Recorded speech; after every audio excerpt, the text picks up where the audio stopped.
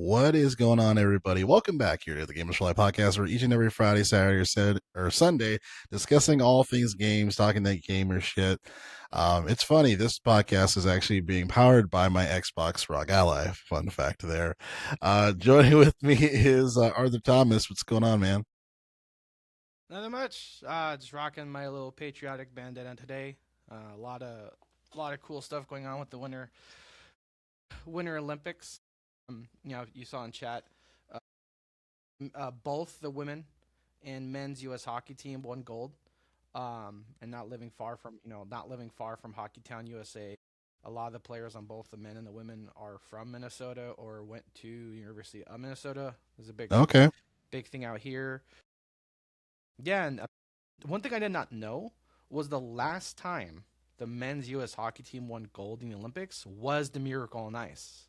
The Hmm. famous game in 1980, against the Yeah. Soviet Union, the CCCP. That made the movie. Kurt Russell was the coach. I didn't know that was the last time the men's U.S. hockey team won gold in the Olympics. I knew that was like a Neither big did I. It's deal. interesting. I just know that was like the last time they won. And another story that is getting really pop right now. I've heard forget her name. I think it's Lou. Don't call me LIU. Um, the younger gal with the striped hair, um, she won gold in U.S. women's figure skating, and it's really cool because apparently her dad, um, Chinese immigrant, he survived Tiananmen Square. So her dad fucking survives Tiananmen Square, comes U.S. Fast forward, and she actually retired from skating at 16 because she was getting burnt out. She was like, I don't want to tell people. There's a better quote than how I'm misquoting here, but she didn't want to tell people how they can starve her, tell her what to eat, all and have a really controlling lifestyle beyond you know going past the realm of athleticism. But and yeah, and fast forward, so she essentially retired from skating not too long, not a couple years back. Now fast forward, and she's taking the gold. So That's awesome. that was really cool because it was like because I saw like stories of how like it was a big deal. Her dad was like embracing the American flag like right after the win, but I didn't get the context why. And there it turns out, yeah, he was at like I said he was at Tiananmen Square and he survived. For context, for those who don't know what that was, including myself, what happened to Tiananmen Square? Well, Tiananmen Square, that's the funny fact. That's why it's really hard to hear about because in a lot of Chinese supported gaming games and websites, you get banned by talking about it. Like, it's a running joke, but in like Overwatch and other areas where it's Chinese backed spaces, it's banned. Like there, you can get banned for even just saying 1989. That's when it happened. If you've ever seen the famous image of the guy standing in front of the line of tanks, that's Tiananmen Square. But beyond that, it was the Tiananmen Square massacre, because anywhere from 3,500 to 4,000 college students were murdered and killed at a protest. So, like I Mm, said, one of the more famous images to come from that, like I said, was a guy standing in front of a row of tanks. But the tanks didn't stop there. It yeah, wasn't just like, oh, the tanks showed up, people protested, and it was a happily ever after. No, yeah. it was upwards of 4,000 young protesters, mainly college aged Chinese students, were gunned down at the square, Tiananmen Jeez, Square. it's terrible. Um, and Chinese censorship has always been prevalent. So back in Daydream, like a couple years ago, Overwatch was getting flack because Blizzard's backed by Tencent, Chinese-owned company. People were getting banned for saying you couldn't say Tiananmen, you couldn't say Tiananmen Square, you couldn't say 1989, all this different stuff, and so her dad survived that massacre, that protest turned massacre, and fast forward, and his daughter who lives in the Bay Area, Yay area, Oakland. She's from Oakland. Is now winning gold. Is now winning gold in Italy for the U.S. Olympic team. That's cool, man. That's really neat. That's definitely neat. Definitely neat. Very cool. Well, as you guys know, if you guys weren't aware, this is a gaming podcast, and Yeah. and it's been a bit since we've been back. We've had a couple things happen along the way, and we kind of just want to give updates as far as like what we've been doing before we get back into the shite. Um, you go ahead, Arthur. What's some stuff that's been keeping you busy here?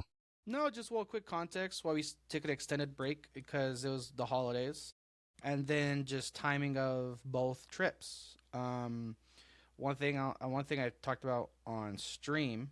It was the name of my streams. Like I went on a family trip. I went on a cruise, so I went to Dominican Republic, Puerto Rico, Saint Thomas, and Saint Croix over in the U.S. Virgin Islands. And fun fact update, by the way, Joe, you know this. Me going to Dominican Republic and Puerto Rico totally, it just completely helped me realize how much I miss Latin America. Um, for context, born and raised in California, I used to go to Mexico a lot, where I lived out in, good old Long Beach. Um, Mexico was a 3 hour bus ride away. So I used to go there for a weekend, used to go there for like a day and a half, just pop on down. Usually on Baja, Rosarito side, and never as far as Ensenada. Ensenada, just because, without a car, I had limited options. I didn't want to go too far, without cars. But I've been to Mexico a lot, half Mexican, speak Spanish. Born and raised in Southern California, you're on the culture. I spoke Spanish more in 2 days than the last 3 years since I moved here, and it was like I was in my comfort zone. It's awesome.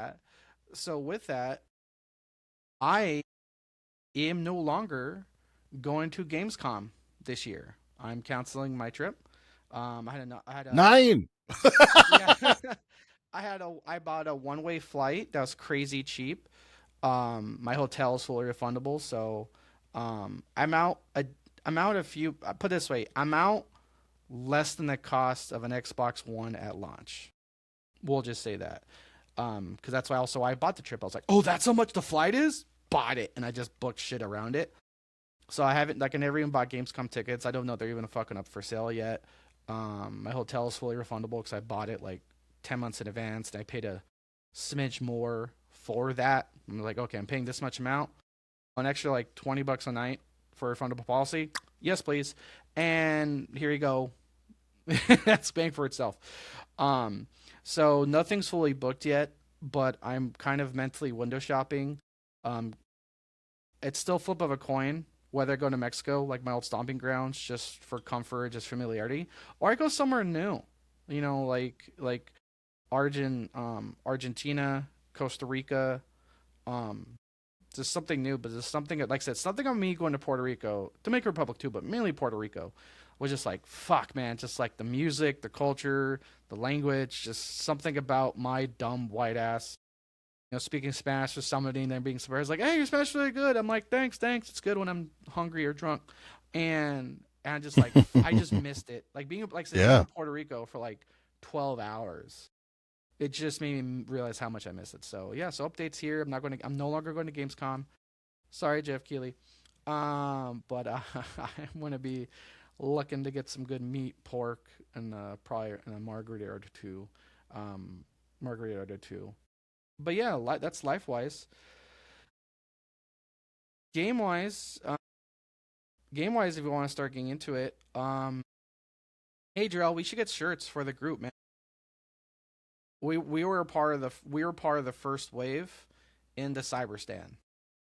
Man. Yeah, Cyberstan, that's crazy times. Holy fucking ballpark, man. In terms of what we playing the side again, there's been some streams.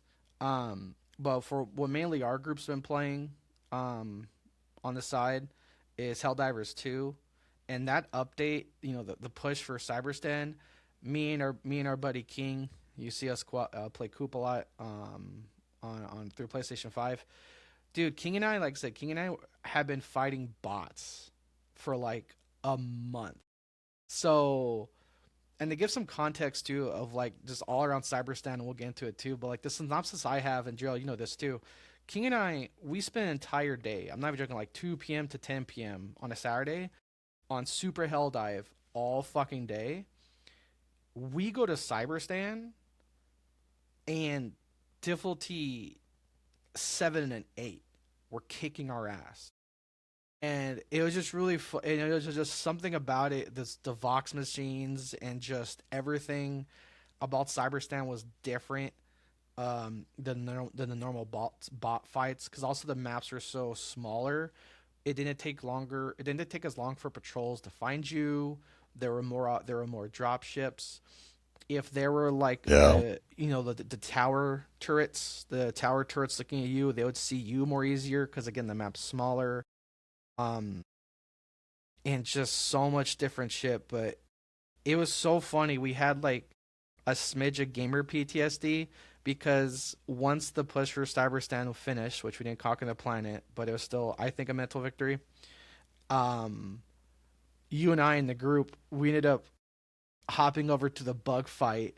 And we were so fucking nostalgic because it really felt like I said a vacation. It's like, oh man, I gotta use this armor. I can use this stratagem again. Oh, if I use this turret, it won't get blown up in 30 seconds. It was just like, it was like putting on an old sweater. It's just putting on an old comfy sweater, or just laying in bed, after a fresh laundry wash and everything's warm and comfy like a warm blanket. It's like, oh, Gerald, I gotta use my eagles again. There's no more fucking anti-air every 3 fucking steps. I gotta use this orbital. Yes. I gotta use this stratagem. I gotta use. It's like it was. We kept quoting South Park. You remember South Park, the World of Warcraft episode, when make love, not Warcraft, and after they finally kill the guy, that goes around killing everybody. It's like, what would he do now? What do you mean? We play the game. And it really felt like that. Like we like because again with all the bots and everything going on, King and I were doing it from the start. Hmm. We'd been using the same build really, give or take one or two stratagems, like for weeks, which is Yeah. not really normal for Helldivers. Because let's say the daily is kill bots and you're killing bots, then the daily is kill squids and you're killing squids, or the major order is like defend a bug planet, then the next major order is defend a bot planet. So it usually rotates. And by the way, we follow major orders. For those of you that don't, you're one of the reasons why we didn't take Cyberstan. I just want you to fucking know that. But and so when we finally get a break, like I said, man, it's like even you, Drill. We were like we saw you with your anti-explosion armor. We're like, whoa, Drill, hey man, we're going against bugs, dude. You gotta change your clothes. Right. You gotta change your Yeah. gun. Yeah. I was like, oh wow, I don't have to wear this. Yeah. Yeah. It's crazy. That mess was wild. It's just so much aggression. Like I've never hated like automatons more than ever for Cyberstan. Yeah, you really had to like choose very wisely before playing because it's like I remember I was bringing some weapons and it just wouldn't do anything. You're just like, yeah, you can't use that because it doesn't do anything against them. It's like, oh shit. So like, Yeah. yeah, get really strategic. Yeah, and it was like there were mutual moments of like both comical and unintentional yelling because there'll be a patrol and like we just survived hell and I'd see Drill aggro like a Hulk squadron with the Constitution and I'm like, what'd you fucking do? Because it just again because we know I can do a new gun if you don't Yeah, know, you don't know. And we are all like, oh fuck. it just Shit. provoked them. Like Yeah. the Constitution just provoked them. I was like, oh dear God, no. There is a Yeah, walking tank with a flamethrower. Let me shoot a BB gun at it because Jarrell got a couple new war bonds, and he did no, understandably didn't know that the Constitution is like a literal lore wise like a ceremonial, like the rifle they twirl and yeah, shit. So when you go to shoot against fucking anything, it's like, oh, this is fucking useless. yeah. It's more of a prop than an actual weapon that you can use in war.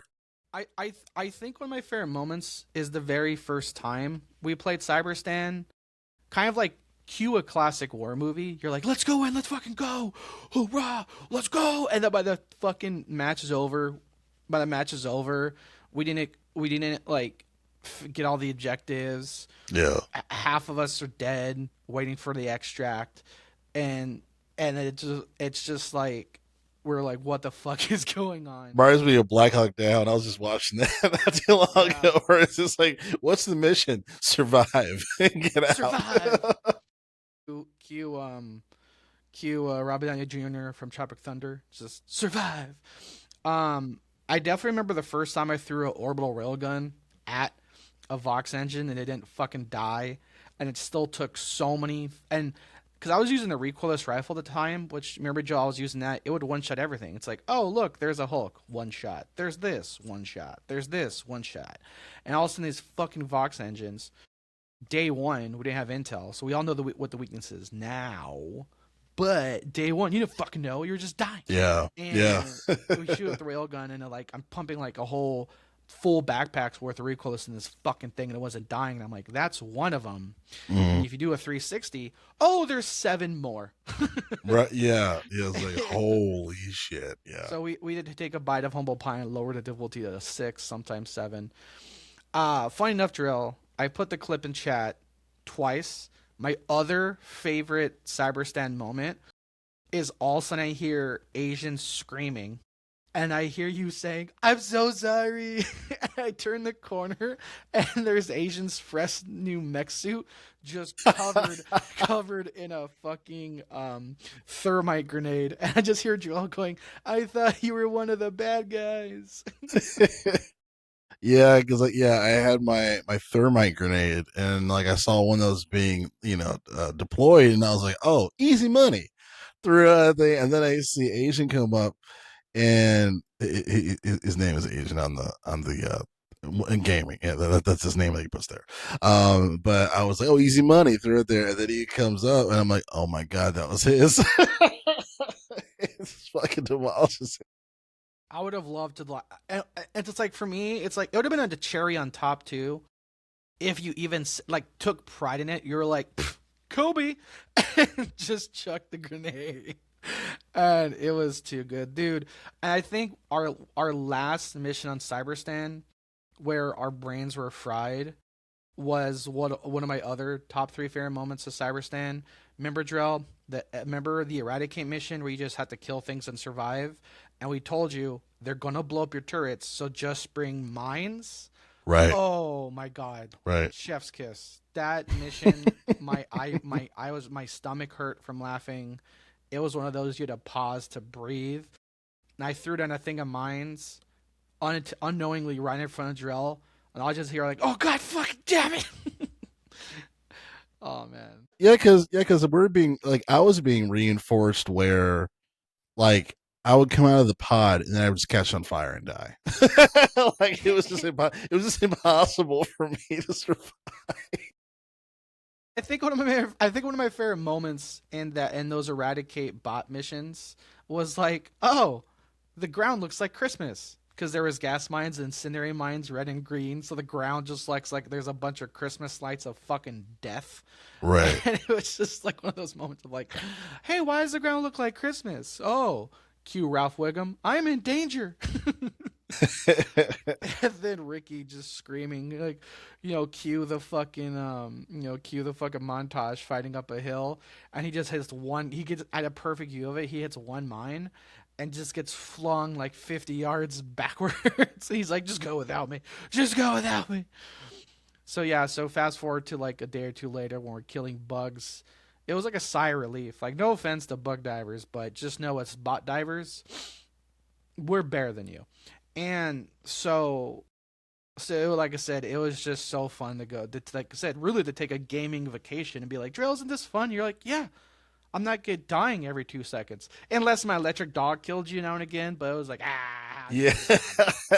Yeah, that definitely built up my urge to kill. I'm like, all right, yeah, and, yeah, and then I just die. I see Drell turn the corner after surviving like a massive horde, and he finally got his minigun. And I just hear my dog go zap, and then Drell just die. I'm like, ooh, I think these two things are related. Because I remember like something like that would happen for me, and you'd be like, "You want to talk about it?" And I'm like, "No." No. I remember one time I freaked out and I ran the wrong direction.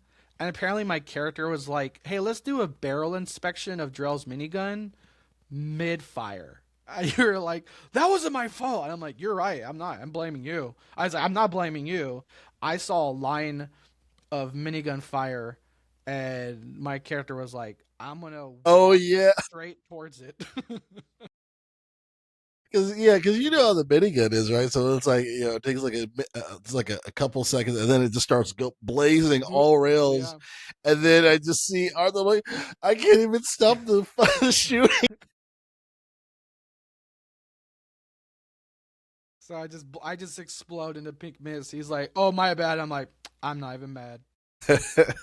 Drell's gun was clear crossing guard. The minigun fire said, "Do not go," and I said, "Fuck you. I live my own hot girl life. Don't tell me what to fucking do." And then my face was shot off. Oh, speaking of faces getting shot off in drill, there's another clip I have where remember there was that one day, not in Cyberstan, but one of the planets leading up to Cyberstan.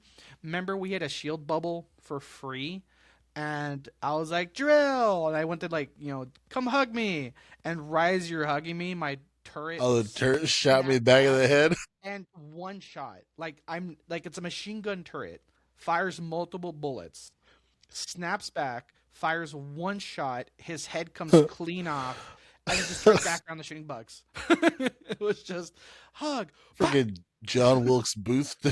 I mean, in the back of the head. What the fuck? I Yeah, didn't that was realize I have crazy. territorial fucking toxic turrets for Right, fucking girlfriends over here. right. He ain't your man. Bam! Decap his head Yeah, with a fucking bullet. It was really that's impressive to my see hell like it. diver. It was really impressive to see a machine gun turret fire one fucking bullet. It Right. was just Yeah. whack. And of all, or usually I'm seeing it's constantly firing. Yeah. It just was like, no, I'm going to kill this enemy. Yeah, and before we go into talking about all the things to talk about, I'm still impressed, y'all. That again, Helldivers is just still the current goat of just cooperative games. Like there is a million, yes, there are a million of fun games right now. Like Arc Raiders are still doing great. I know Rivals has had a ton of updates with new characters. But damn, dude, it's like every time we pop on Helldivers 2, someone's gonna start laughing to the point where their gut just hurts. And by the way, Joe, as of yesterday, I did officially change my PlayStation account so that when it expires, like in the first week of March, I'm gonna go from PlayStation Premium to the basic tier just to play online. So once again, Jarrell, in a like 2.5 weeks of recording this, my PS5 will once again Yeah, hell divers be machine. be a Helldivers machine. That's all it's gonna be, and I have no regrets. Yeah. Yeah, man, it is it's really impressive how like just like them like sustaining that game and over time just them putting in so much work into it and making the adjustments and everything. Like I feel it's not one of those things where like they like buff something and like just like destroy like like certain guns, like how we see that constantly in other live service type games. Yeah, I'm impressed that Helldivers 2 is still as fun as it is. And then obviously like when you get your homies, you're playing with your homies and stuff like that is the best experience. And I know not everyone may have that, luxury of like all your homies playing in Helldivers like the best experience. But once you're able to get to that point, like that's where like the game's like at its all time high for me. Because I don't really play it if it's not playing with you guys, but super fun, super fun. I don't the some of the best, probably the best $40 game I've purchased in quite a long time. So but yeah, absolutely no regrets. How And happy.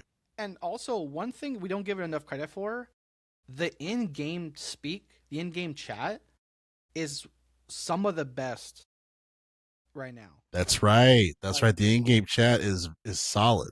It is a solid experience. That's very true. for you young kids are just used to having functional in-game chat. It was not always that way. It was a running joke where it's like if you're Yeah, it was a playing Call of nightmare, especially for Sony. oh my god, it was a running joke where like if you're playing the old school Call of Duties and you were using in-game chat, it was like you were inside. It's like you were inside a telephone booth inside a fucking dryer. It was just the craziest audio you ever heard, and like we purposely as a group, I'm sure you've seen the stream, we purposely do not use Discord or the party chat when playing Helldivers. We don't. We just use the in-game chat, which is cool because every now and again, Joel, you've seen this, once in a blue moon, someone comes off mic and he's like, "Holy shit, you all guys just got mics?" We're like, "Yeah," and he's like, I remember this one time this guy was playing. He's like, "Wait, do you guys all know each other?" We're like, "Yeah." He's like, "And you guys are just using game chat?" Like, "Yeah," because we want other people to talk to. He's like, "That's Yeah. fucking awesome." And then we're like, "Yeah, welcome to Helldivers. Now let's jump into Cyberstan feet first, motherfucker. Welcome Right. to Cyberstan." Right. Welcome to the rice fields, motherfucker. So Yeah. every now and again we ever because it's usually 3 to 4 of us. We usually have a full squad or three because it's usually me, King, you, or me, King, and Ricky. And so we usually have a squad of 4 or a squad of 3. So when we have a squad of 3, like I said, that rando, the fourth person joins. Like so, they usually come off mic and start chatting shit too. Like yesterday, Jarrell, I forget if you were there.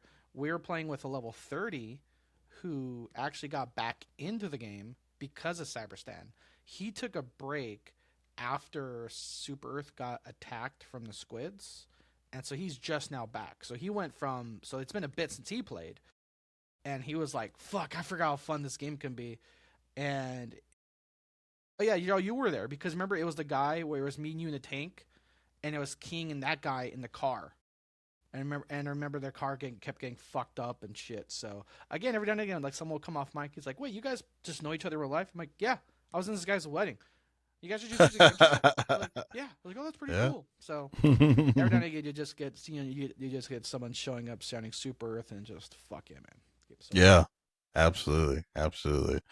Um so yeah, I mean here and then before I go into the shenanigans, obviously for Gamers for Life at G4L podcast on YouTube, please be sure to subscribe if you like the chatter the of me and Arthur. This is also where Arthur manages the streams for the channel. So for our Helldiver stuff or whatever we're playing at the time, it is on the YouTube for at G4L podcast. So be sure to subscribe. Also, really quick, as far as for myself, I also have a YouTube channel at J Powell Network. Subscribe to that too if you'd like. Some neat stuff there.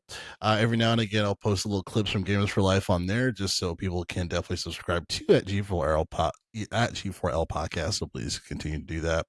And here at the Gamers for Life podcast, we read the news while you can watch or listen to what you choose by clicking on the links to the time code within the description of the episode.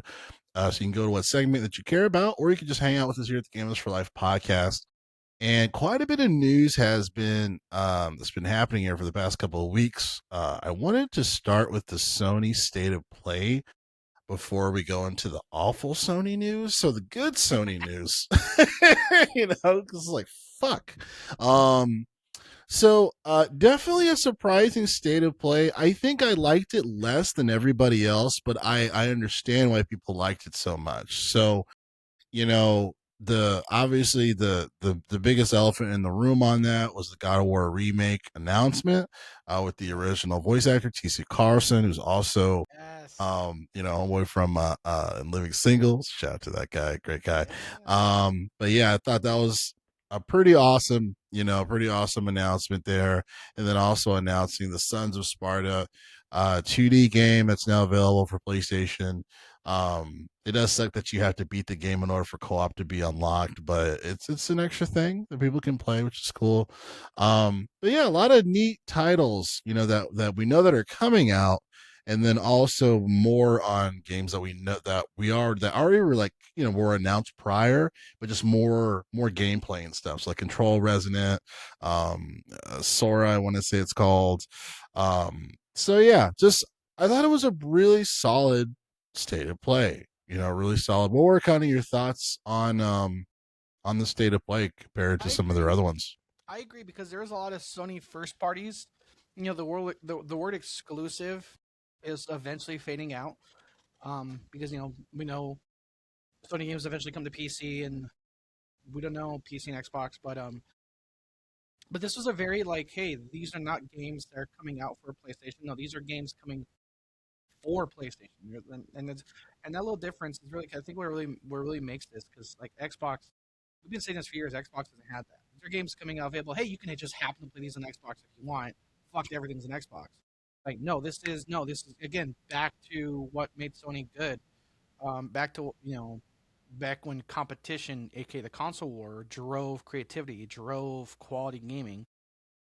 You're getting your God of War remakes.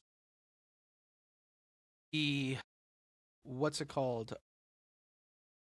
The sequel to the there's something Bridge of Spirits. Kina.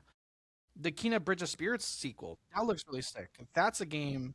That's a game I kind of actually want to play, or I actually might buy on my PS5 because again my PlayStation it's on PlayStation. By the way, Kina Bridge of Spirits 1 is on PlayStation Premium. And that again, as a previous Xbox guy, that was one thing I did like about PlayStation Premium is I had the whole entire catalog of games I couldn't play on my Xbox. So I think out loud I may try to get to that before this. Yeah, the Ghost of Yotei cooperative thing.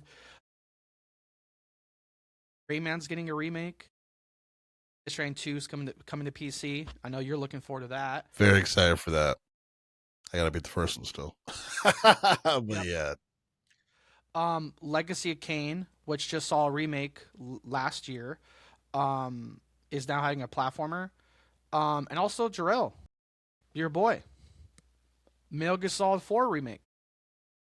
Yo, that was funny because my wife was sleeping as I was watching the state of play, and I was like, Oh, okay. I was like, Okay. yes.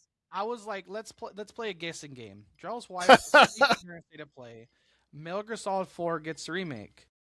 Hey audience, what do you think happens next? Jarrell wakes up his wife, or looks like did the responsible route and had the silent. Yeah, I was trying not to like be like, yes, motherfuckers. Yeah, yeah, I was ecstatic because yeah, it's been locked in PS3 hell, purgatory forever, and then that game in general is a very hard game to emulate. For those who just wanted to play the fucking game, Oh my it's god! really hard to emulate, especially with even though RPS3 has been really great when it comes to the evolution of where they've come, it's still a very difficult game to emulate. So the fact that we're finally getting a PC port is unbelievably awesome. So very excited for that. Most freaking definitely on that regard. By Yeah. the way, elephant in the room with Metal Gear Solid 4. For those of you who have not played this, as you should, it that was the game that really started to cement truly Kojima into he wants Koji. It was like the conversation: does Kojima want to make a movie? And well, actually, no, because games, these are like 100-hour, playtime games, and movies only 2.5, 3 hours. And the reason I'm going with this, Jarrell, is the cutscenes. Like it was a running joke at the time, but really, right now, the longest cutscene in Metal Gear Solid 4, Guns of the Patriots. Jarrell, how long do you think it is? How long do you think the longest cutscene in that game is? I'm gonna say like 40 minutes. Nearly double. 71 minutes is the Wow. longest, which holds the Guinness World Record for longest cutscene in a video game. And if I were a bidding man, Jarrell, I think it also holds silver and bronze. you, it's funny. I every now and again I'll jump on the stream for retro handhelds because they'll talk about like different games and stuff. And Metal Gear Solid 2: Sons of Liberty, that's one of the games of the month that they're gonna talk about or whatever. And I put it into the live chat. I was like, if you skip the cutscenes, the game's probably like an hour. So That's yeah. imagine. Let me see how long. Quick. How long is Metal Gear Solid 4 without cut scenes? 10 to Very 15 short. hours. 10 to 15 hours. Oh, okay. Yeah. So three Yeah. Call of Duty campaign. Two and a half. Moving on to their announcements. Of course, we saw more gameplay for Resident Evil 9. We'll get into that in a little bit. Tekken Dark Resurrection and Time Crisis joins the PlayStation Classics library. For those of you that never played Time Crisis, seriously, go out and play it. It's the craziest Yeah. shit. It's like, what if we took 007 gameplay and said, fuck it, here's a zombie monkey ninja robot. Fuck Yeah. it, here's a fishbowl with a robot body. Go play it. Right. It's fun. It's still one of my. John, I remember we actually streamed it for a bit when Asian first visited. I don't know if you remember. I remember we streamed it for a bit because PlayStation Premium, not sponsored, but PlayStation Premium has a ton of old school PlayStation 1, PlayStation 2 classics. Time Crisis is on there. I remember playing on stream. All of a sudden, Jarrell, you came and chat. You're like, "What the fuck? You guys playing Time Crisis?" We're like, "Hell yeah, man! Time Crisis." Let's go. Yeah. Um, a weird one, Drill. Quick pivot. Silent Hill Townfall. We got more updates, which I still think it's Drill. We talked about this before, so I don't want to go, go down a rabbit hole of a dead horse. I still think it's weird how we went from like nothing on Silent Hill to fuck it, like 10 games. Everything Silent Like, Hill. Yeah. it was so weird. It was out of nowhere. You remember that one state of play? I forget, Drill, if it was a state of play or maybe it could have been the Konami showcase around E3 equivalent. But you know, I think it was a Konami showcase. Yeah. Yeah. it were just like, oh fuck, I'm losing count. Is this like the sixth fucking Silent Hill game? Right. And it's like, sometimes less is more because it's just like we went from no Silent Hill to everything Silent Hill. Everything Silent Hill. Yeah. So yeah. This looks pretty good though. I mean, Yeah. Annapurna is actually a really dope dev studio. They've done a lot of great creepy shit, so it definitely fits the bill. First person, which definitely is new to the Silent Hill lore. Yeah, not saying bad, but again, just like question mark confusing. Like I said, nothing to everything. Yeah. Another reason why Drill this state of play was also really good is because they did like as we said, up until now, I think what made that state of play great was a ton of Sony stuff. Like Time Crisis was a PlayStation 2, PlayStation 1, I think PlayStation 2, classic. So, like I said, there's all these Sony titles, but then they also gave us surprise fucking announcements like that Star Wars Galactic Racer, the pod racing game. That actually looks. A lot of people are excited about that, and it looks good. It looks fucking sick, dude. It looks good. I like a lot of people. I'm burnt out on Star Wars. Like I don't need to watch every fucking miniseries and show to watch a movie I'm gonna fucking hate. Yeah. And get lectured on like a fucking cutscene from Dragon Age of Helldivers. So the Star Wars entertainment that Disney's making, I don't give two fucking shits. Yeah. But between this pod racing game and the game that might come out in like 4 to 6 years, the new Natural Republic, there's some good Star Wars games on the horizon. Yeah. And then once again, Drill, Japanese developers, they know what the players want. Fuck you. Here's some hot chick in a bikini. Surprise, Dead or Alive 6. I was like, what? Oh my god, it's unrealistic standards. Right. Once again, we just scanned somebody. Get over it. Yeah. Yeah. So Dead or Alive 6 is on the horizon. It's really funny, Joel. I would love to see if this game does well again. In one more year, we get Dead or Alive beach volleyball back. I mean, it might be. Yeah, it's very possible. It's very possible we'll get that stuff. Yeah, most definitely. Great state of play. I have a few thoughts on Resident Evil 9. And lay it on me. Here's my thing. Do I want to buy Resident Evil 9 day one? No. Here's why. As a now PC user, something's in the air where for whatever fucking reason, the last few modern Capcom launches have not done well for PC at launch. Now I don't know how much Capcom it plays into that, or if it's more the developers under Monster Hunter Drill. But remember, Monster Hunter, that was a big thing where it did not play well on fucking PC. Yeah, just recently now that it's finally been fixed, but it was because like the DLC or some bullshit, and then now the frames are like 20% higher than they are. But yeah, there's a huge issue with that. And and here's the thing, Joe. I've been watching a lot of playthroughs. Even though I never played Resident Evil 7. I never because I did play. I've played Resident Evil 1 through 6. Not all their spin-offs, but like main storyline. I've played Resident Evil 1 through 6. I did not see. I did not play 7. I did not play 8. I want to play 8. I want.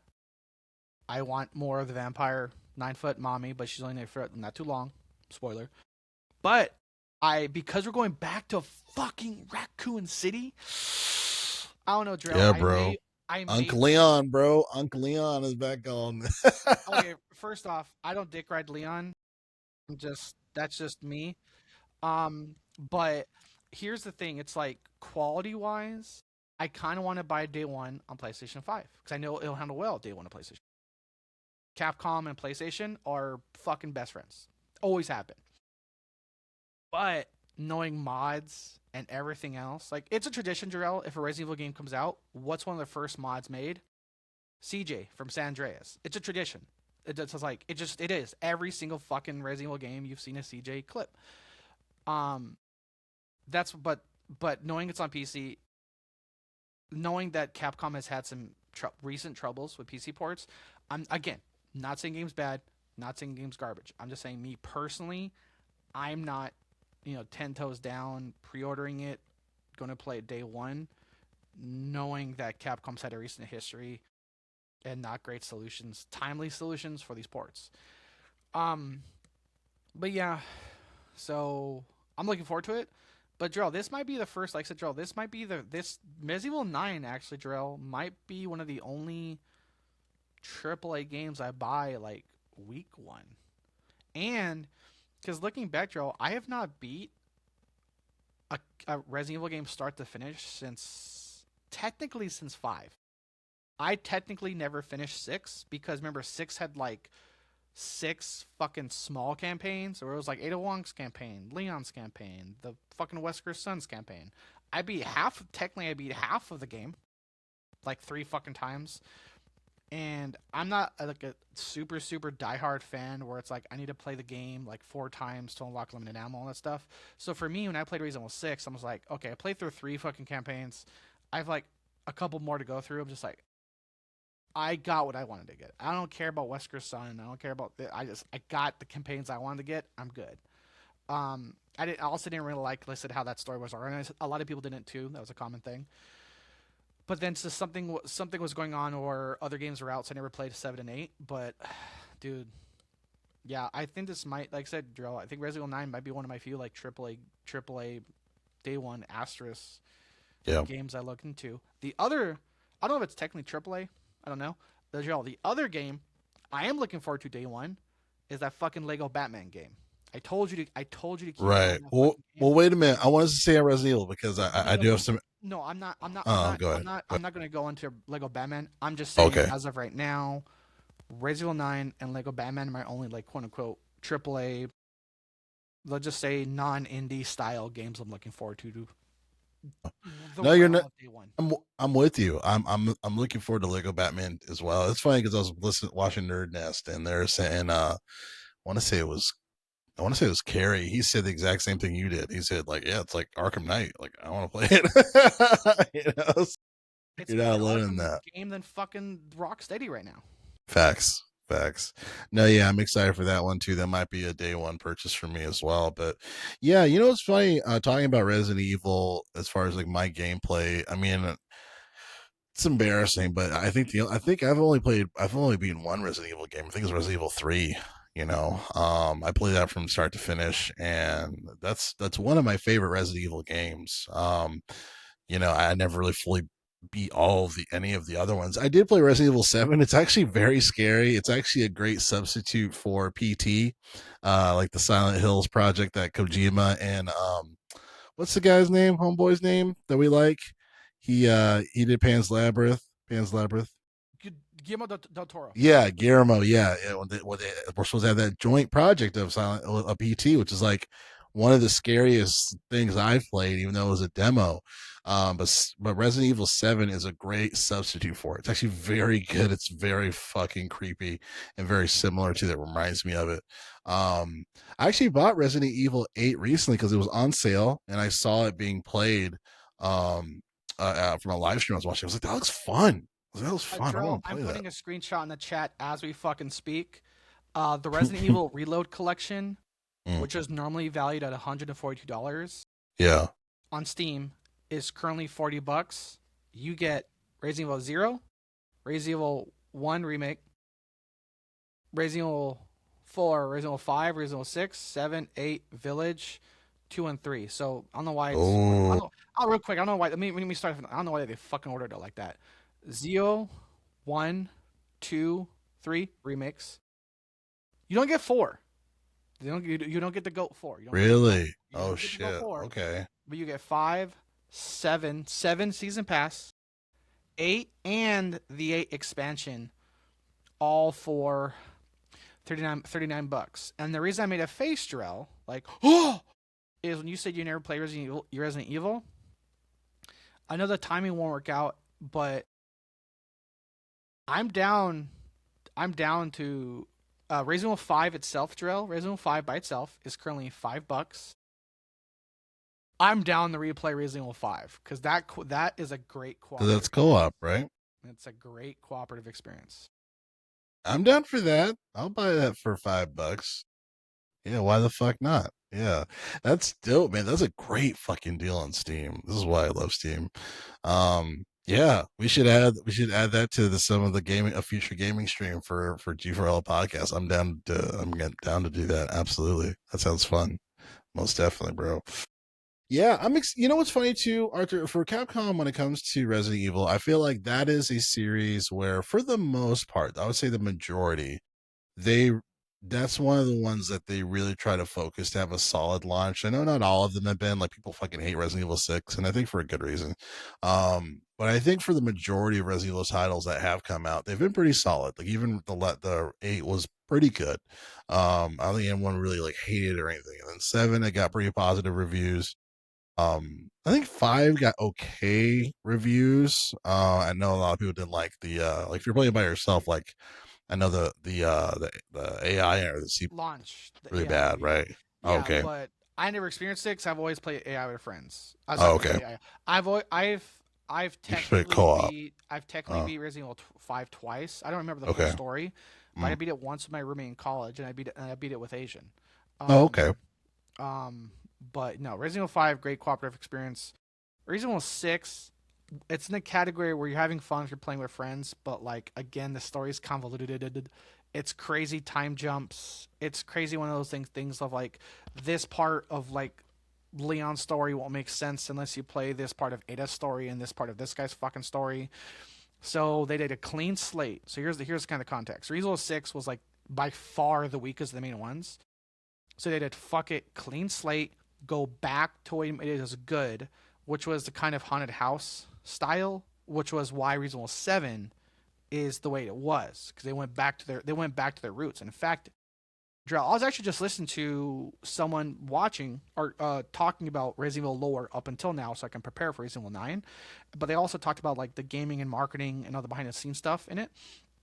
So that's purposely why Resident Evil 7 is the way it is because 6 kind of divided the fan base, and they heard the reviews and said, "Fuck it." Resident Evil 1 was again kind of a haunted house scenario with puzzles and shit. So fuck it, that's what Resident Evil 7 was, and that's I what think they that kind of really got up. And in fact, I rewatched because Joel, one thing I recommend, which I recommend a lot of gamers do now and again, go back and watch reveal trailers. Like watch live mm, action E3 reveal trailers. And I remember Drill watching E3 with you with what we now know as the Resident Evil 7 reveal trailer. But at the time, live when it was happening, you can look at live feeds, you can look at chats. People were like, "Oh, Outlast, this new Outlast game," and people didn't know what it was.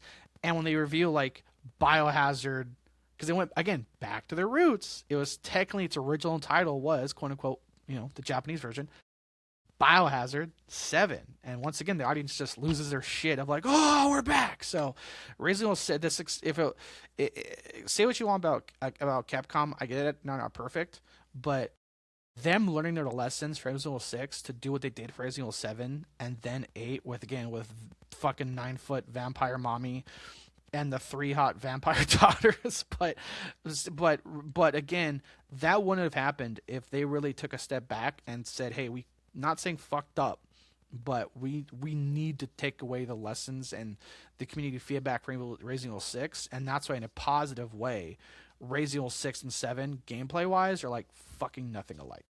Yeah. Yeah, no, I think that was one of the smartest things Capcom has done. Actually one, listen to the fan base and actually go through that, and understand like, okay, we need to go back to the core, because to me that's good. That's that just shows how good the company is and them understanding their fan base. You know what I mean? Like they took a risk, right? Or they tried something, it didn't work. They didn't blame gamers, and we'll talk about that that nuance later. They're like, okay, let's take it back to where people, where people recognize the series from. So I think that was one of the smartest things Capcom's done to put Resident Evil back on the map. And interest and everything. So yeah, I'm kind of excited for Requiem. I mean, I've seen a lot on it. I'm really excited for it, and I know some people they bitch and complain as far as for I forget the girl's name, but some people have issues with playing her because of sexism or whatever. I don't have an issue with it, So I'm like, I'm just excited for the game in general. It looks like a legit quality game, and once again, Steam sales fucking insane. uh $39 for goddamn almost all the Resident Evil games. Which is great. So yeah. Yes. So every main, not side stories, Code Veronica and Code Veronica X, every main Resident Evil game 0 through 9, minus Resident Evil 4, $40 till February 26th. Side note, Jarrell. So the main story Resident Evil 9, they can't bring up to speed. I did not expect us to talk this much about Resident Evil 9, but I'm hyped. So the main character Resident Evil 9 that you're playing is the daughter of the mom who the mother, was one of the leading investigative journalists to help bring down Umbrella after Resident Evil 2. Because remember, one of the things lore-wise that kind of disappointed fans is the quote-unquote collapse of Umbrella was just like behind the scenes some, just lawsuits after the nuke of Resident Evil 2. But, so the main character, her mother, dead. Spoiler. She was a character in one of the side stories. So the kind of bring it all together is the mother that helped bring down the Umbrella Corporation, from what we know, was killed in a hotel in Raccoon City. And the FBI agent you now play as, I forget she's FBI. She could be whatever government agent. They'll just say FBI. Something's going on where it's like, hey, something's happening in Raccoon City. And the main character, the daughter, is now having to go back to Raccoon City to that hotel where her mom was killed. So that's how this character ties into the massive lore that is Resident Evil. And then Very of course cool. Leon's coming back home. Right. Yeah. Yeah, man. I'm definitely excited. And unfortunately, I did not expect Sony to take all the excitement away from the state of play. Like it's crazy how they just did a 180 of It's kind of on brand for them. So I'll let you go with your introduction, but I will give some examples how it's kind of on brand for Sony to get our hype up and then just to crush it with something else. Yeah, no, this definitely isn't the first time they've done this, but it's just I think it's like within the same fucking week, like fucking ridiculous, where they made the decision to close Bluepoint Studios, which has been known to, remaster and remake, some of Sony's best titles and respected IPs, right after, the cancellation of the God of War live service game that never went through. So it's like, okay, so you guys bought Bluepoint Games for them to work on something that they are not normally used to working on, like as far as live service games. And then once the project is canceled, you lay them off because they didn't do what they usually don't do. I'm like, make that make sense to me. So I want to read a little bit of this here. This article I'm looking at is from PCGamer.com. But it says, I'll say it says here in quote, Sony has confirmed Bloomberg reports saying Bluepoint Games, Sony studio known for its remasters of games, including Shadow Colossus, Demon Souls, it's being closed in March. There's a shutdown reportedly result in roughly 70 people out of work. It says here in quote, following a recent business review, the decision has been made to close Bluepoint's games in March. Sony representative told PC Gamer, Bluepoint Games is an incredibly talented team and their technical expertise has delivered exceptional experiences for the PlayStation community. We thank them for their passion, creativity, and craftsmanship. I fucking hate corporate bullshit. You know what I mean? Like, I hate that. Like, to me, it's like if they're so incredibly talented and if they have, and if they have the connection to the PlayStation brand and has delivered exceptional experiences, why don't you have them continue to make exceptional experiences? Why lay them off because they didn't make a bullshit live service game that they don't make those? Like this, like it's stuff like this that makes me not want to buy a PS5. You know what I mean? Like I was talking to you a week ago, like I was like, hey, I'm really thinking about getting a PS5 right now, and stuff like this makes me not, and it makes me remember, oh, that's why I don't do that, because fuck shit like this happens, and there's really no reason for me to get a PS5 because they just want to destroy their own brand, burn down their own house. So, yeah, that's this to me. This is just incredibly disappointing. Imagine if this information came out before the state of play.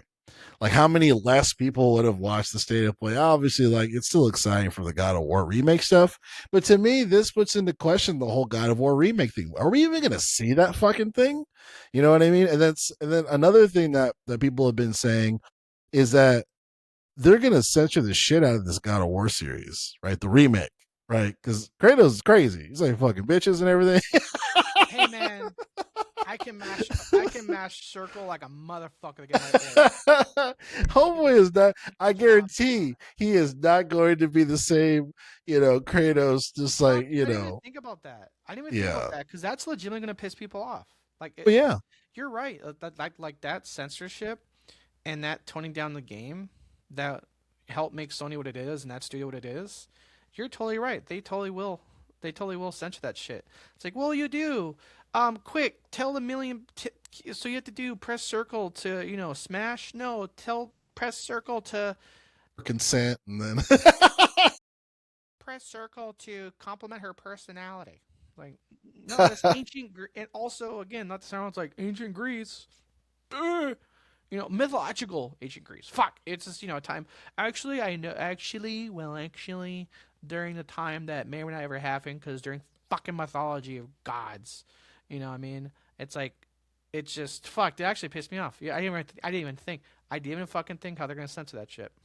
it's And gonna. Sadly, it's yeah. Sadly, I think it's gonna. and here's the thing too. This is God of War. You're right. They're gonna censor it.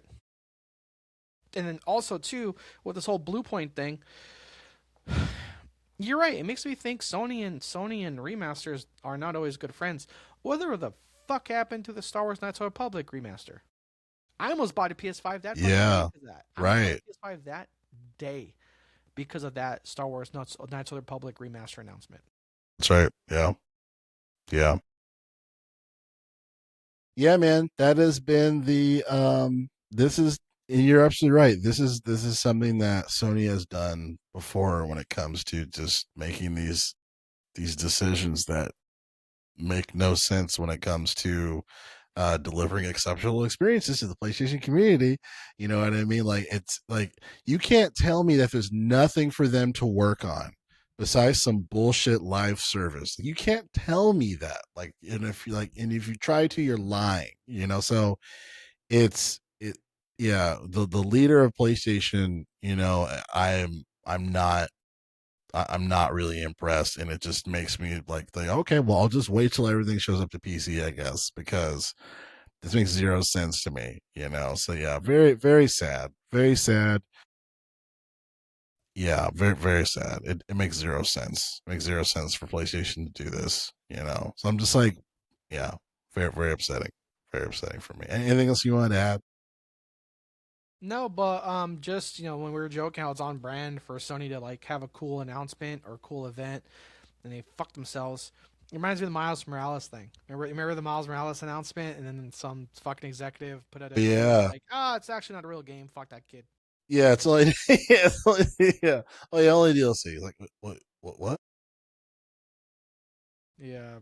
Yeah. I was like, wow, way to take the wins, from the sales, of Miles Morales. God damn.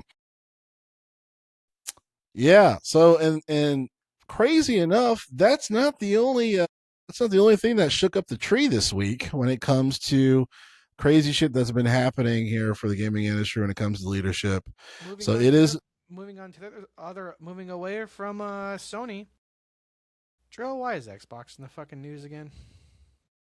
so Phil Spencer officially retires, quote unquote retires. And sorry to say, Arthur, your girl Sarah Bond, she's out the game, bro. She's out the game. She's exiting the door. The one that Microsoft got away. Microsoft is against Wiccans. They heard this thing called Black Girl Magic and said, "Shut it down." God damn. I mean, it's just it's awful. It's yeah. In the group chat, my reaction saying I think Sarah Bond so far has been the Lego Batman meme of like, "Oh, die in your arms tonight." But no, Yeah, my girl's man. fucking gone. Right. And so the three parts of this story drill is: one, Phil Spencer's retiring; two, Sarah Bond is stepping down; and three, which I think is the craziest of all this, Microsoft's ex head of AI. I think the proper title was like AI development. That person Yeah, is Asha Sharma. now going to be the CEO of Microsoft Gaming. And if you thought Microsoft games sucked so far, holy shit. Yeah, there's a lot of moving parts. A lot of moving parts to this. So yeah, so you have Asha Sharma, that's stepping into the role here. Matt Booty got up. He got fucking promoted as well, which I don't really care for Matt Booty personally. Um, he was the same one that was like, yeah, 4 games will come from Xbox to PlayStation or other titles. It was like in that in that weird interviewing room where the lady was asking, oh yeah, so what's going over, and then Phil Spencer and Matt Booty are just lying. Yeah, so yeah, Babu got it promoted to EVP and Chief Content Office. So yeah, so going back to Asha Sharma, like you said, she is stepping into the role here for CEO of Microsoft Gaming, and it's very important to note that not Xbox, Microsoft Gaming.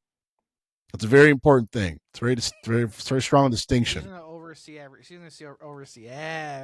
Yeah, Everything. the right. One of the things that a lot of people have been keeping an eye on is I feel like they're trying to do your traditional corpo bait and switch. So there has been a lot of different things that have been updated, like to her Twitter or something, like as far as like her like beating Minecraft or like having high Minecraft scores, and then like a quote that was like, "Oh, should we bring back Xbox Blades again? Like the blade menu again? Like stuff that doesn't seem like she actually wants to do."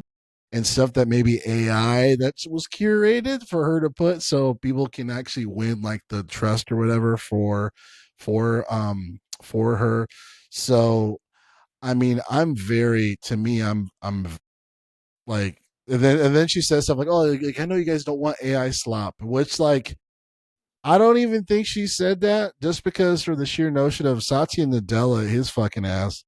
he hates that term, even though like Microsoft slop, even though it's Microsoft slop. Like this is all sloppy shit, it's nonsense. He doesn't even like that term. So the fact that the CEO of Microsoft Gaming is saying that doing AI slop, I just don't believe it to be true.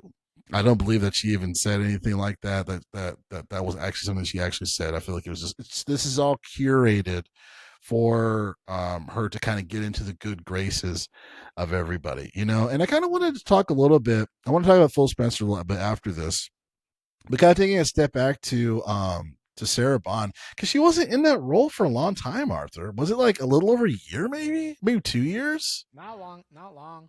Couple years, right? So like not a whole lot of time, and I don't. And one, obviously, I don't think the public really accepted her, to as the role that she was in, and there's a little bit of validity, I think, to the public perception because she didn't really answer a whole lot of questions very well. Like, hey, 20,000 people are laid off. What do you think about that? Like she just kind of gave these answers that just kind of made people understand. Okay, so you're just kind of like a corpo head. And she was just, to me, I just feel like she might have just been put in a position to fail too, as far as when it comes to pressure of all that stuff. But it just didn't seem like we were getting like Phil Spencer Xbox 360 days again. Like I don't think we're ever going to get those days ever again. And with Phil Spencer retiring, I know we've talked about Phil Spencer for quite a long time on this show, as far as like when he had the glory days, of saving Xbox, especially from like the Xbox One days where they're announcing that's going to be a fucking TV box. And we're like, whoa, what the fuck is this? And then she kind of finally, mentions where, we're going to focus on games, and had that kind of saved Xbox at that time. And then to me, his best years were the 360 days. I mean, the 360 he just conquered, but when it came to this Xbox Series X and S, I mean, the first IP that was a big IP, I'll say, Redfall, fucking just awful, right? Awful launch and all this stuff. And I remember that interview with I want to say it was with IGN, or was it Kind of Funny? I think it was Kind of Funny, actually. Yeah, he was just like really disappointed in himself.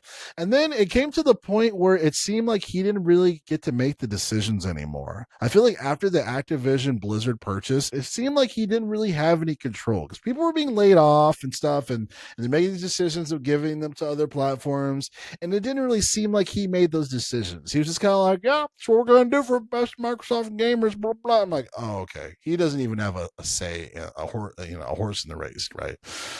Um, so yeah, I mean, I think unequivocally he kind of failed this recent generation when it comes to the rollout of everything. And I think Satya Nadella and everything just kind of step forward and say, hey, this is the direction we're going to go. Yeah. So uh,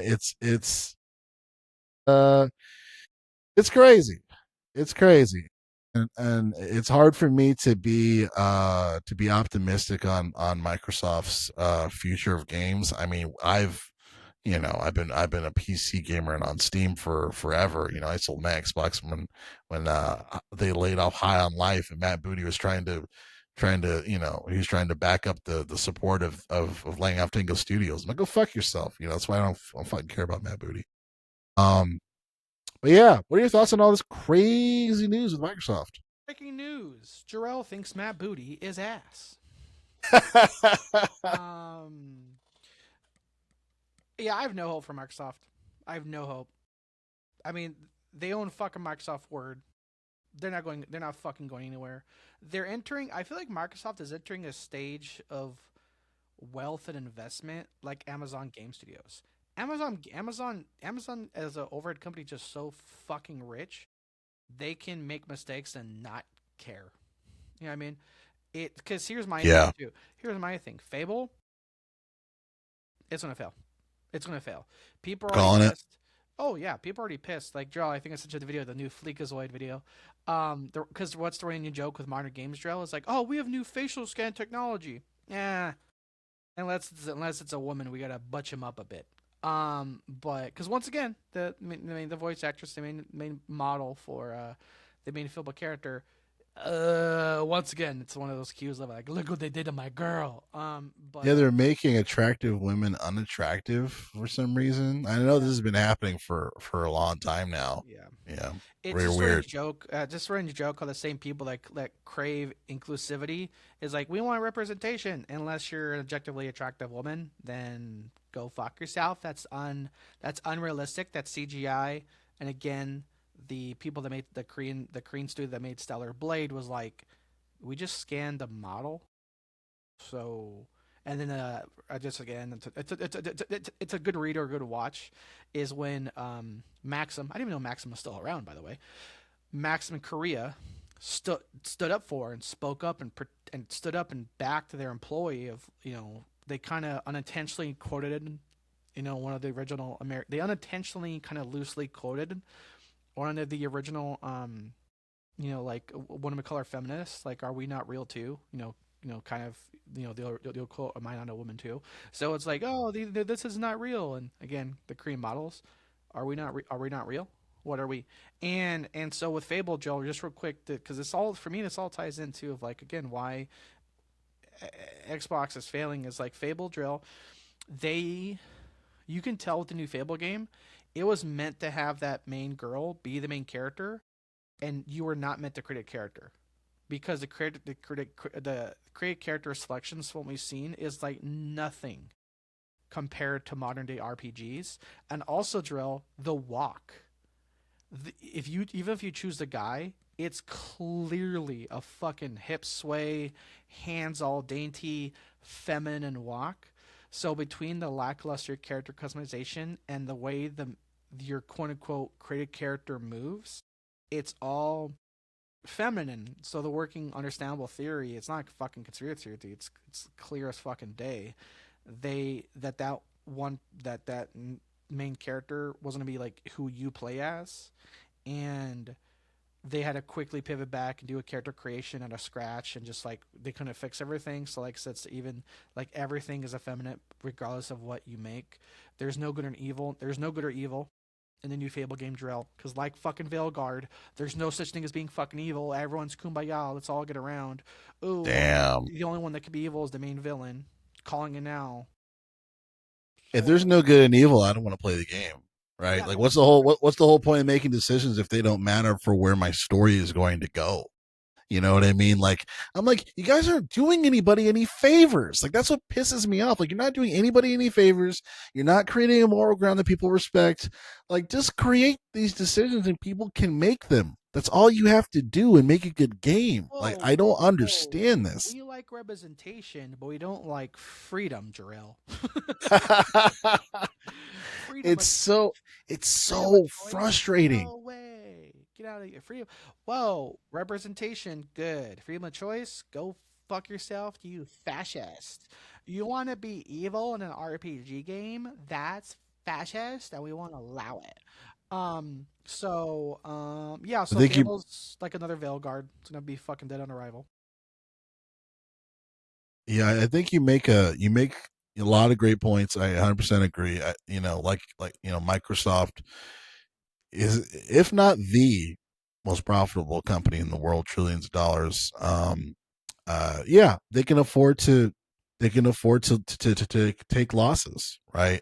They're that wealthy, and because they're that wealthy, they don't fucking care. And that's kind of been a theme for this year. I don't want to stray too far away to the side, but that's been a theme for this past few years where they're no longer making anything for their consumers and for their fan base. They're doing everything to literally make money and to appease their shareholders and board members and all those things. Like, the people don't care about gamers anymore, so it's like, gamers really have to we really have to put our money where our mouth is. And it's like, well, shit, fuck your live service shit, fuck all your other stuff, fuck Copilot, fuck this Microsoft slop. We're gonna keep calling Microsoft slop until you fucking make decisions and change. So it's just, it's disappointing to see this stuff, and they're really doubling down because they wouldn't have put this woman in position. You know what I mean? Because to me, it's clear as day that they're going to continue to use AI and to push it into more game development. it doesn't make any sense to bringing anybody from AI. Just oh yeah, you like games, Xbox. Like no, this is like everything is intertwined. We're not stupid, and all these things that she's saying is from like, oh, we should bring Xbox Blades back. I don't think she really said that, and I don't think she cares. I don't think she knows what that is. There's a So lot yeah, of there's a I lot of found that stuff that I it's found the just quote. engineered. Yeah. So I found the quote. So this is on Microsoft's actual website from Asha. Quote: As monetization and AI evolve and influence this future, we will not chase short-term efficiency or flood our ecosystem with soulless AI slop. And here's the thing: when it comes to if you're a thousandaire, like the rest of us, listening to the words of a millionaire or a billionaire, you have to remember actions speak louder than words. Their words are saying there's no AI slop. If that's true, then why the fuck is the ex head of the AI division, now in charge of it all? If Microsoft truly believes they don't want AI slop, why the fuck is the person in charge of AI slop in charge of everything? Cool. What? People lie? Oh. So again, we're calling this corporal bullshit a million ways. It's like saying, hey, us as Microsoft, we don't like the color blue. Cool, then how come the guy that used to be in charge of your blue division is now the CEO? No, we don't. No, no, no. So here's the thing too, Joe, that really pissed me off. On the Microsoft website, this Asha person and Matt Bodie are sitting in front of a bunch of monitors, with Halo with Halo pulled up, and it's like that snapshot right there is why no one gives a shit about Xbox. Like you fucked up your flagship franchise so bad, and then try to convince us it's good. Try to convince us Halo's back. Go fuck yourself. No one gives a shit. You're raising your prices. You're raising your prices on Game Pass, a service that we used to praise and organically market on your behalf. Fuck it. I'll recommend PlayStation Premium 1,000 times more than I will this with fucking Game Pass with Game Pass now. Ads are coming. Fuck that. Um, and and where Xbox is heading, it's for me, it's in the category of like no one gives a shit. The majority of people don't give a shit, and so when it fails, no one will give a shit. Again, just it is just again. Fable, it's kind of a running joke, Joe, which we'll get into Highguard in a moment. Fable is like already being called, like Concord 5 or Concord 3 now. It's like, well, modern audiences will love it. Cool. Do you know who else said that? Relooted. And Relooted was an indie game that peaked at 57 fucking players. So Fable's being made by the Forza team, by the way. I don't know if you know that, Joel. It's being made by people that make Forza. Um, so as I reflect back on this, so again, where Xbox is going, I'm now in the category I don't give a shit. Um, Fuck them. But reflecting back during the competition console war days, PlayStation had Jim Ryan, Xbox had Phil Spencer. I still say there were developer wins under Jim Ryan's poor leadership. Sony did well. There were poor developer decisions under Phil Spencer's good leadership, but overall Xbox did bad. Like I said, Jim Ryan was the guy that was like blockbuster games, live service, everything, which we are still seeing the result of. Yeah, he's Marathon and all these partially other responsible for this shit. Yep, all these fucking live service games are coming from Sony. Where from that's the legacy of Jim Ryan. But whereas like Phil Spencer had Redfall under his belt, fucking by pure luck, Jim Ryan had God of War Ragnarok under his belt, Spider-Man 2 under his belt. So that's what I'm saying. It was like Jim Ryan had bad decisions, but good games come out during his time. Phil Spencer is the opposite. Phil Spencer had overall good Xbox decisions, overall saved Xbox by pivoting and fucking getting rid of Xbox TV, but had Halo during his time, had fucking Redfall under his time, fucking had Game Pass um, price hikes under his time, and so it's that's where for me, that's how I kind of reflect. And well, for me, like years down the road, how I think we'll mutually kind of remember Phil Spencer. Like I said, I think he had good decisions, just by sheer fucking luck or lack of oversight. Fall of 76, Drill. I called it from day fucking one. The second Xbox bought Bethesda, I said Phil Spencer and Xbox executives need to have so much goddamn oversight over fucking Todd Howard because he lies. Have so much fucking oversight. And what did we get? Fallout 76. And then you had, I think it was called, not ZeniMax, it's the other company. Again, somehow, the people that made Fallout 4 made Fallout 76. Somehow, the people that made Dishonored 1 and 2 made Redfall. And again, those were the things I'm just like, fuck, dude. The second Xbox bought, I'm like, you can't let Todd Howard fly free. You gotta lock it down. You gotta oversight it. You have to watch it. So, Yeah, and then um, yeah, and then Redfall too. To add to your point, which I think you have some good points here, is I heard the trajectory of what Redfall was supposed to be completely changed. So like whoever was managing them, and that's the thing, right? Is that I don't blame the Arcane devs. I blame Arcane management and leadership, and obviously, it goes up to the top, right? And I think when the dynamics changed on what the game was supposed to be, everything went to shit. Everything went to shit, and that's why the game seems like it's undone because it wasn't. Because it was supposed to be something that it wasn't. So no cutscenes. yeah, yeah. It's another example of a good dev team being put into place to make something that they don't make because of because yeah, yeah, exactly. Rocksteady, People Arcane, now, the Horizon, Bluepoint, people making this Horizon. Yep. fuck off live service game that makes no sense. We won't go Right. into it too much because we talked about Sony. Yeah. But another, like, again, quote unquote Concord 4 or Concord 5, because we just keep using Concord as the example. Yeah. The makers that made Horizon Forbidden West are making a new fucking cooperative live service game that makes no fucking sense. Because you're gonna tell me this whole time Alloy's been trying to fight to save her tribe and save the world. There's been people over the fucking hill that have had fucking superpowers. What the fuck are we talking about? Yeah, it's nonsense. It's nonsense. They're like, oh yeah, we're committed to this, but we're gonna do this live service real quick. Like, no, bro, no, no, I'm out. I'm out. Thanks. So And I wonder too, Drill, if, like I said, this new Horizon fucking game is still under the legacy decision that was Jim Ryan. Because, like I said, Jim Ryan said, I think it was, what was the number, Joe? Like 13. It was like a big fucking number. It was like 13 live service games. it was new. Yeah, I think it was literally 12 live service games, and that was then, right? It's grown since then, but yeah, yeah, yeah, So, so speaking of, just real quick, tying in, or like one more thing with the state of play, we saw a little bit, heard more of, like, oh, there's gonna be more announcements and trailers on Marathon coming down the way. No one gives a shit.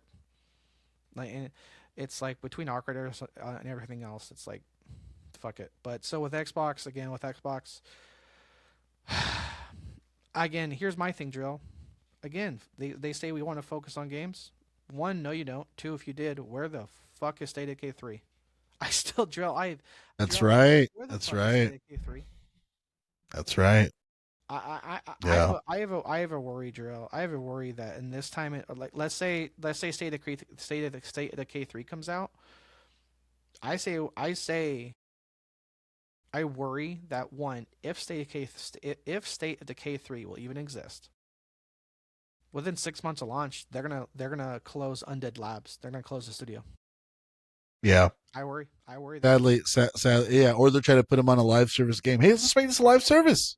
You know, It's just, yeah.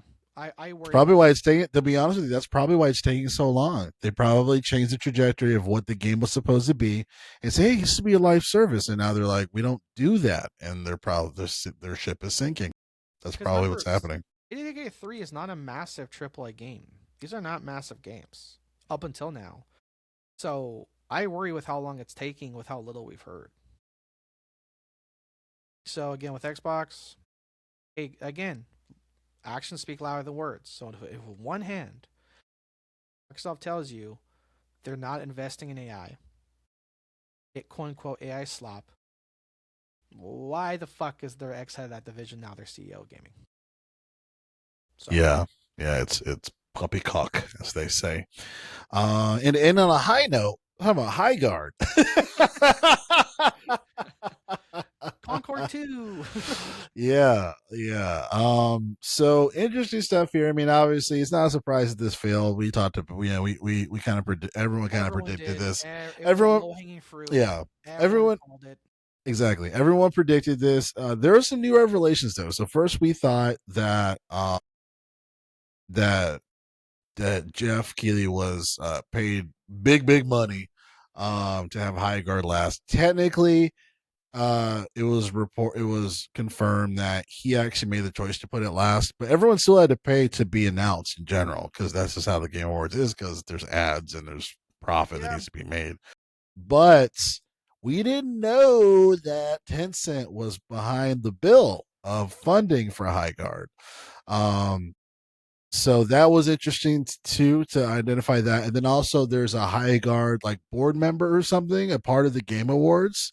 So it makes sense for, to me my conspiracy head, this hasn't been confirmed, but it makes sense for Jeff Keighley to put them last because Tencent probably was like, you should put them last. That my thought process is like, he probably was pushed to do it, even though Jeff Keighley made the decision. I think he was kind of groomed to do it.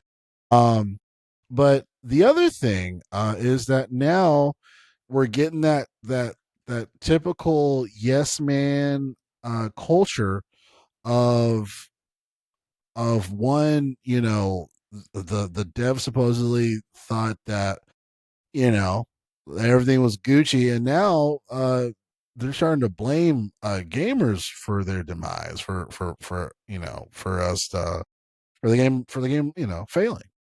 So I'm gonna read a little bit of this here. I'm looking at the Polygon article. It's titled "Highguard Devs Blame Flop on Gamer Slander.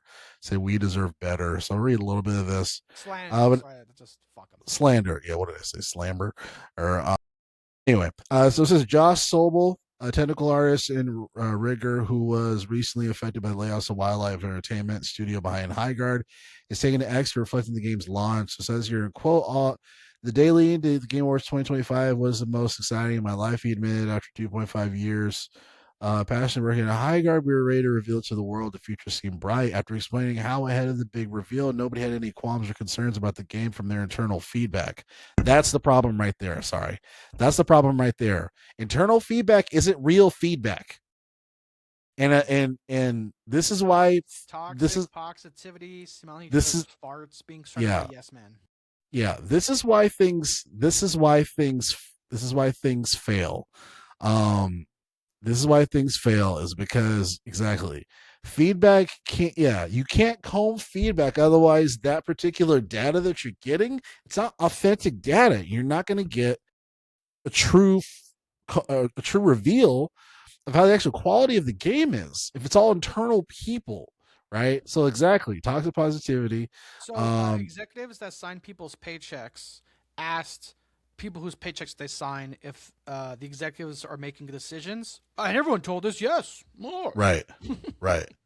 And then, so continue on here, it says it was all downhill from there. Sobel revealed that alongside gamers dogpiling on the trailer, he received a lot of hate on X, not to mention content creators making videos and posts of my cowardice for setting his profile to private to protect himself. Well, that's just him, complaining. In my opinion, it's like, okay, like, whatever. The length post goes on to condemn the people who turned Highguard into a joke from minute one. Within minutes, it was decided the game was dead on arrival at launch. We received over 14,000 review bombs from users less than an hour of playtime.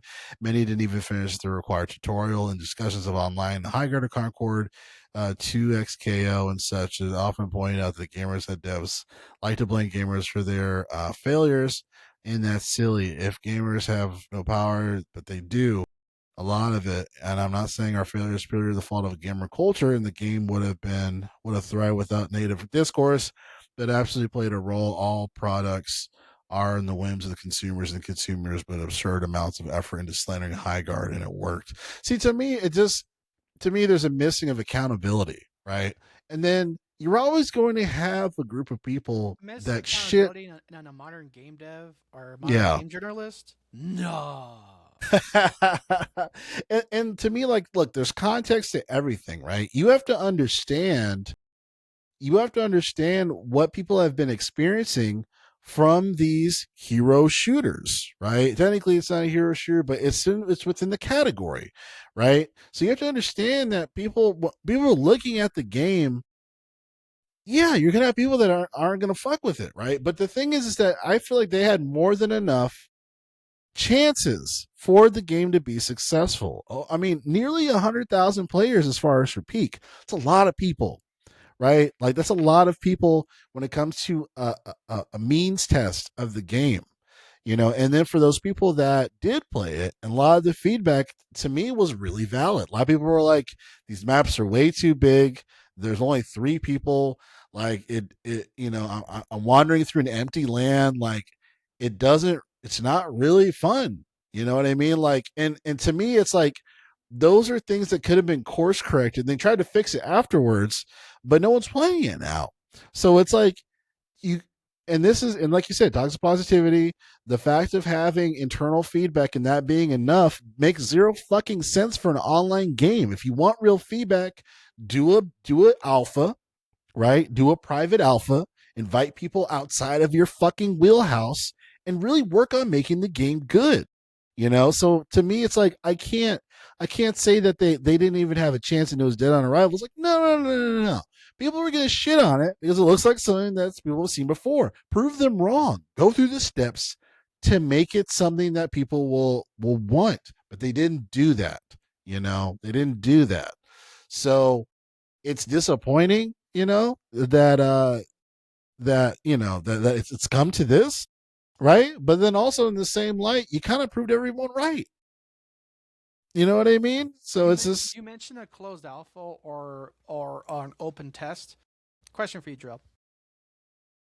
How much in this game do you think we saw after the Game Awards before launch? I mean we didn't really see anything, did we? There was one developer video 1 hour before the game came out. So people, they're saying, oh, we had again internal feedback. The timeline is, Israel. There is the announcement of the Game Awards. Nothing. Hour for launch, developer video. That was it. So the other reason. So there's an argument. There's an argument to be made, Drill. Another reason why people did not play this game, they didn't know what the fuck it was. I didn't know what the fuck it was. I saw a hero shooter with. I didn't know how the game went. So this game's released really was the alpha test. So when we heard valid complaints of like, why the fuck is this map so goddamn huge for like 5 minutes of game for like 5 minutes of actual gameplay and shooting? Like Drill, another thing too, this fucking asshole says like, oh, the decline of creativity. Fuck off. How the fuck in one hand you're gonna make another fucking hero shooter and then complain on the lack of creativity of the gaming industry? Fuck you, dude. And here's the thing too, Drill. They're like, oh, lack of creativity. They try to implement elements from like a ton of other games.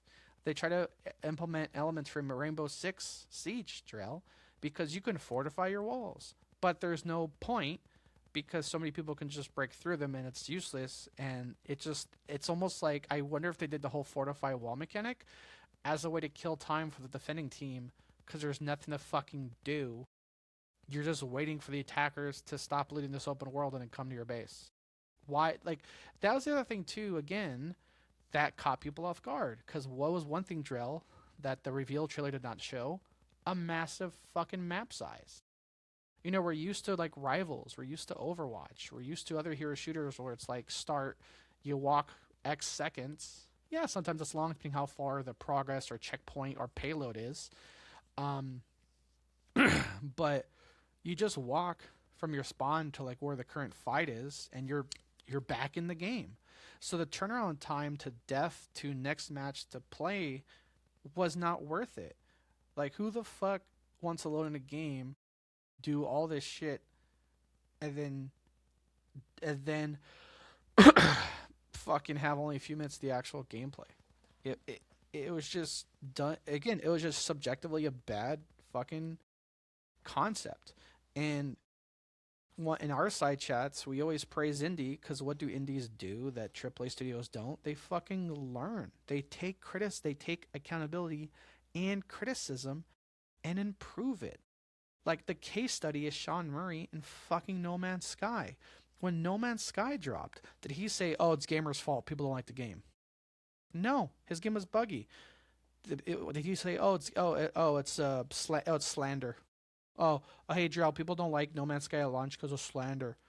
No, they took Yeah. accountability and made the game. Now let's not. I will say this: not apples to apples, because No Man's Sky had like false promises, had glitches, but still, again, they didn't take their money and run, which we see with other fucking game studios.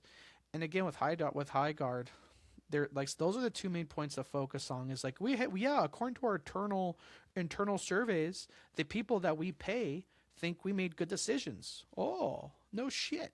And then the other part of it, the two drill, is like I said, the lack of accountability. Like it's so fucking lazy to release a subjectively bad movie, bad TV show, bad game, and be like, oh, it's actually the people's fault they don't like it. And here's the thing, Drill, I'll remind you, these like Steam reviews and things like that, these are players. These are people that download the game and played it. No, yeah, some of them may only played for half hour, some may played an hour. But here's the thing, Drill. People say like, oh, well, they didn't play enough.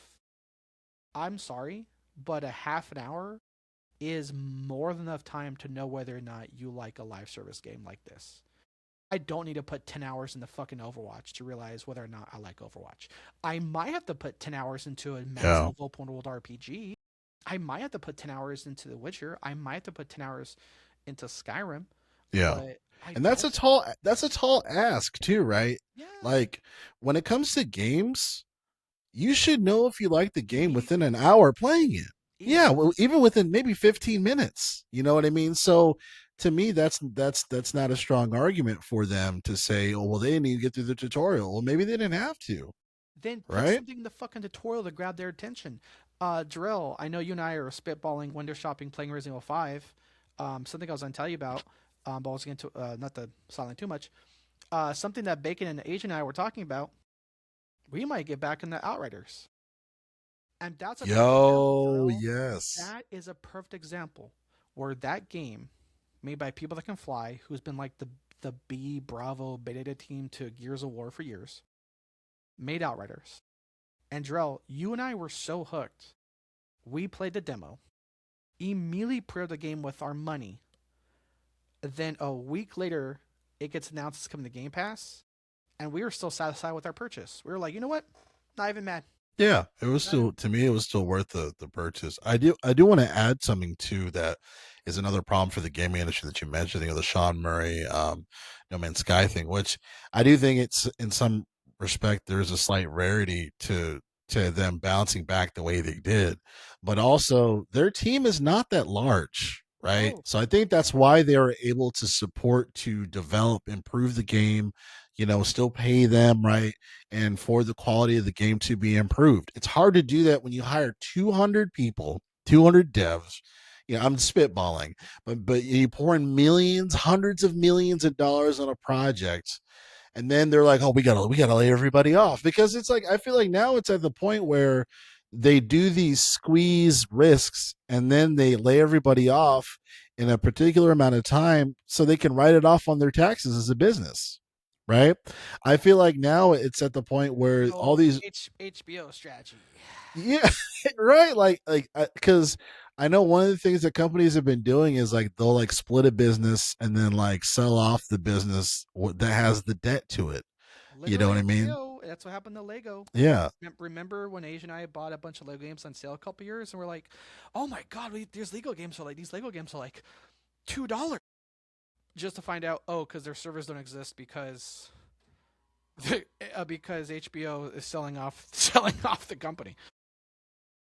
It's nonsense. So yeah, I mean, yeah, to me, it's just at the end of the day for Highguard. I mean, it's just the proof was in the pudding. You know, they can blame gamers all they want, but I mean, this the how they did everything. They knew like the approach didn't make any sense. The approach didn't make any sense. Leadership didn't really care about the game in enough light to it to be successful. Um, it never, yeah, and then testing feedback eternally makes zero sense to me. Like if you really want a game to be successful, you don't do that. It just makes zero sense. Um, yeah, and then obviously we're gonna see a bunch more of these. Horizon around the corner and all this other stuff. It's more of the same, more of the same slop. So it's crazy. I mean, even the Halo. I'm sorry, really quick. You mentioned the Halo screens behind Asha and Matt Booty, Mad which I Ant. find hilarious because um they talked about how they're 100% all into AI, right? Because first we were like Halo Games, like studios, like that logo is like weird. So even that like threw us off. But then we heard about, oh, they're all into AI. We're like, oh, this is gonna fail. you know, and then it's like, and then I also laughed where it's like they're in obviously a room where devs work on those games. I'm like, oh, are these devs that you recently fired or, So I'm just like, there's so much more bad that's gonna happen here. Um, but yeah, any lasting thoughts on that? Here's a question I have for Highguard. Why the fuck did they make a 3v3 game? Joe, can you name me another 3v3 game? And here's the thing too, Not that I know of because put it this way, off the like top of my head. Battle Royale does not have 3v3. Battle Royale has trios, teams of three, but that's with like 12 other fucking teams. So why the fuck? You know what I mean? Yeah, yeah. It's just the way that of like just so many small players. Like PVE would make sense, but yeah, when it comes to something, yeah, like Like this, Alien Tried to Elite, yeah, yeah, yeah, a team of three versus like the environment and NPCs, PVE, like Alien Tried to Elite, and Remnant was another one, but again, doesn't make sense. so many internal decisions. Any gamer or fucking comment section can tell you this would have failed. That's the thing too. It's like if your game doesn't have an alpha, but you still want to take feedback, suck it up and maybe look through the comment sections. Now, yeah, are you going to see a lot of Concord 2 DOA than an Arrival comments? Yeah. Fuck, I was probably one of them. Shit. But you may also see like you may also see like who greenlit 3v3. Why are hey because remember, Joel, a criticism I had of Diablo 4 compared to Path of Exile 2.